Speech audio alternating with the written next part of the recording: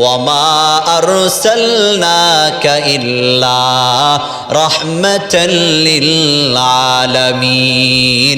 মায়ের নবীকে তো আল্লাহ তাআলা গোটা বিশ্ববাসীর জন্য রহমত বানাইছে, বলেন সুবহানাল্লাহ। এ মুসলমান, গাছের জন্য রহমত, মাছের জন্য রহমত, মুসলমানদের জন্য রহমত, কাফেরদের জন্য রহমত, মায়ার নবীজি কুল কায়নাতের জন্য রহমত, সৃষ্টির সূচনায় মায়ের নবীজি রহমত, ছোট্ট বয়সে মায়ের নবীজি রহমত, যখন মায়ের গর্ভে ছিল তখনও মায়ের নবীজি রহমত ছিল, যখন সাবালেক হয় নাই তখনও মায়ের নবীজি রহমত। এ মুনাফিকদের ক্ষেত্রেও রহমত, কাফেরদের ক্ষেত্রেও রহমত। এই জন্য মায়ার নবীজির সামনে যখন ওমরে ফারুক বলল, পয়গম্বর অর্ডার দেন, দেহ থেকে কল্লাকে দ্বিখণ্ডিত করে দেব। আব্দুল্লাহ ইবনে উবাই ইবনে সালুল, মুনাফিকের নেতা, যেদিন দুনিয়া থেকে বিদায় হয়ে যায়, সকালবেলা আল্লাহ তাআলার পয়গম্বর মদিনার মসজিদে বসা, খেয়াল করেন। তার ছেলে আসিয়া, ছেলে ভালো ছিল, রাসূলুল্লাহর কাছে এসে প্রস্তাব দিয়েছে কয়েকটা। এক নম্বর, রাসূল মদিনার মসজিদে বসা সাহাবায়ে কেরামদেরকে নিয়ে ফজরের পরপর তার সন্তান আসিয়া বলল, পয়গম্বর আপনার কাছে আমার কয়েকটা চাওয়া আছে। কি চাওয়া বলো? পয়গম্বর, এই মুহূর্তে দুনিয়া থেকে আমার বাবা বিদায় হয়ে গিয়েছে, বলো কি করব? পয়গম্বর, আমার বাবা ইন্তেকালের পূর্বে তিনি ওসিয়ত করে গিয়েছেন যে এক নম্বর, আমার ইন্তেকালের পরে আমার গোসলের ব্যবস্থা যেন মুহাম্মদ করে। কে করে গোসলের ব্যবস্থা? কে করে? মুহাম্মদ, তার দলবল সাহাবায়ে কেরাম যেন করে। ঠিক আছে, মেনে নিলাম। সাহাবায়ে কেরাম কিন্তু এখনো তার বাবার নামটা শোনে নাই। শুধু আয়েশা বলতেছে কি, যে পয়গম্বর আপনার কাছে আমার কয়েকটা আবেদন। যেমন কথার কথা, আমি নামাজ শেষে মুসল্লি ভাইদেরকে নিয়ে বসলাম, এক লোক আয়েশা বলতেছে, হুজুর আপনার কাছে কয়েকটা আমার চাওয়া আছে। সেম এভাবে আল্লাহ তাআলার পয়গম্বরের কাছে প্রস্তাব দিলেন, পয়গম্বর আমার বাবা ইন্তেকালের পূর্বে বলে গিয়েছেন আপনি যেন তার গোসলের ব্যবস্থা করেন। ঠিক আছে। দুই নম্বর, পয়গম্বর আমার বাবা বলেছেন আমার বাবার গোসলের পরে তাকে যেন অন্য কোনো কাপড় দ্বারা কাফন দেওয়া না হয়, তাকে যেন আপনার কোনো জামা জুব্বা দ্বারা তার কাফনের ব্যবস্থা করা হয়।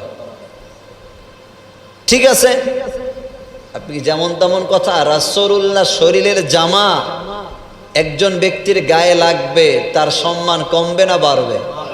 জোরে বলেন না। যে রাসূলের থুতু থেকে মেশকাম্বরে ঘেরান আসে, থুতু সাহাবায়ে কেরাম ঘাম আতর হিসাবে ব্যবহার করত, তার জামার দাম কম না বেশি?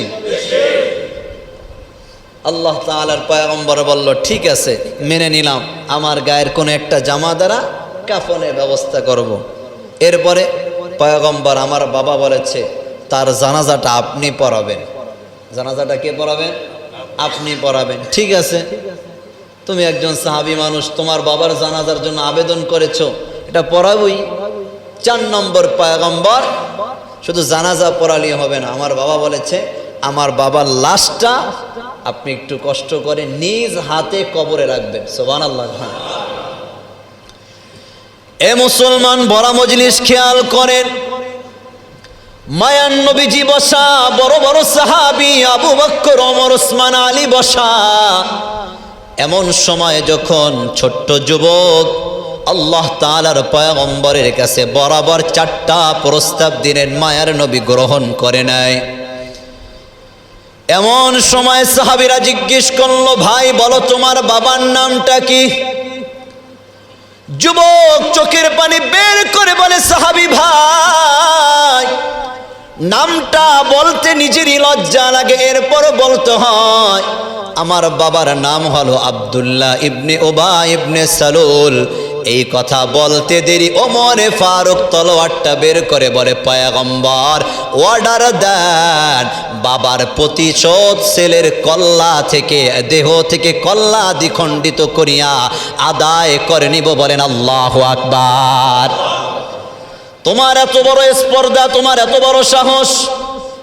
তোমার বাবা ইসলামের শত্রু, মুসলমানদের শত্রু, আমাদের সাথে নামাজ পড়েছে, রাসূলুল্লাহর পিছনে নামাজ আদায় করেছে, আমার মুনাফিকি করেছে, তার জানাজা মুহাম্মদ পড়বে অসম্ভব।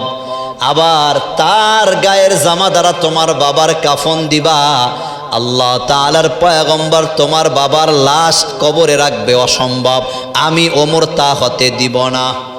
কিন্তু আল্লাহ তাআলার পয়গম্বর তো যে আয়াতে কারিমা তেলাওয়াত করেছি খুতবার মধ্যে, ওয়ামা আরসালনাকা ইল্লা রাহমাতাল লিল আলামিন, মায়ের নবীকে তো আল্লাহ তাআলা গোটা বিশ্ববাসীর জন্য রহমত বানাইছে, বলেন সুবহানাল্লাহ।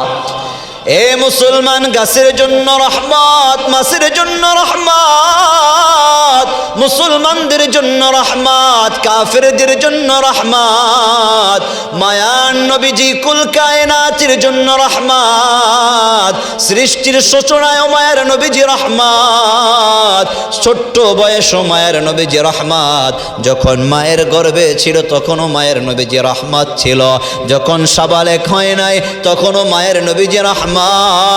এ মুনাফিকদের ক্ষেত্রেও রহমত, কাফেরদের ক্ষেত্রেও রহমত। এই জন্য মায়ার নবীজির সামনে যখন ওমরে ফারুক বলল পয়গম্বর অর্ডার দেন, দেহ থেকে কল্লাকে দ্বিখণ্ডিত করে দেব, মায়ার নবী কয় না ওমর, এই কাজ করা যাবে না, এই কাজ করা যাবে না। আল্লাহ তাআলা যেহেতু আব্দুল্লাহ ইবনে উবাই ইবনে সালুলের ব্যাপারে কোনো আয়াত নাজিল করে নাই, সরাসরি মুনাফিকের কথা তিনি বলেন নাই, নিদর্শন শুধু বলেছে এবং তার জানাজা পড়তে বারণ করে নাই। সুতরাং আমি মুহাম্মদ যেহেতু রহমাতুল লিল আলামিন, আমি মুনাফিক আব্দুল্লাহ ইবনে উবাইয়ের জানাজা পড়ব, বলেন আল্লাহু আকবার। দেখেন আল্লাহ তাআলার পয়গম্বর জানাজার নামাজ পড়াবে কার? মুসলমান না মুনাফিকের? আরো জোরে বলেন। মুনাফিকের জানাজা রাসূল পড়াবেন। সাহাবায়ে কেরাম কাতার দিয়ে দাঁড়িয়ে গিয়েছে, আল্লাহ তাআলার পয়গম্বর ঘোষণা দিয়েছে জানাজার নামাজ শুরু হচ্ছে, সবাই দাঁড়িয়ে যাও। সাহাবায়ে কেরাম দাঁড়িয়ে গেলেন, আল্লাহ তাআলার পয়গম্বর ভাষণ দিলেন, বক্তৃতা শেষ। এবার আল্লাহু আকবার বলিয়া হাতটা যখন বাঁধবে, এমন সময় আসমানের মালিক আল্লাহ রব্বুল আলামিন জিবরাইল আমিনকে অর্ডার করে দেয়, এরে জিবরাইল আমিন জলদি করে কোরআনের আয়াতে কারিমা নিয়ে যাও, আমার পয়গম্বরের কর্ণকুহরের মধ্যে পৌঁছায়া দাও। আমার পয়গম্বর হাত উঠাইছে, ওই হাত যেন নাভির নিচে আর না বাঁধে, ওই হাত আল্লাহ তাআলার পয়গম্বর যেন না বাঁধে। আমি আল্লাহ তাআলা জানিয়ে দিলাম, ইস্তাগফির লাহুম আও লা তাস্তাগফির লাহুম, ইন তাস্তাগফির লাহুম ৭০ মাররা ফালাই ইয়াগফিরাল্লাহু লাহুম। নবী আপনি তার জন্য ক্ষমা চান অথবা না চান, একবার আর দুইবার নয়, পয়গম্বর আপনি যদি ৭০ বার ওর জন্য দোয়া করেন, ইস্তিগফার পাঠ করেন, আমি আল্লাহ বলে দিলাম ফালাই ইয়াগফিরাল্লাহু লাহুম, এই মুনাফিকদেরকে আমি আল্লাহ কখনো ক্ষমা করব না, বলেন নাউজুবিল্লাহ। এ মুসলমান বুঝেন,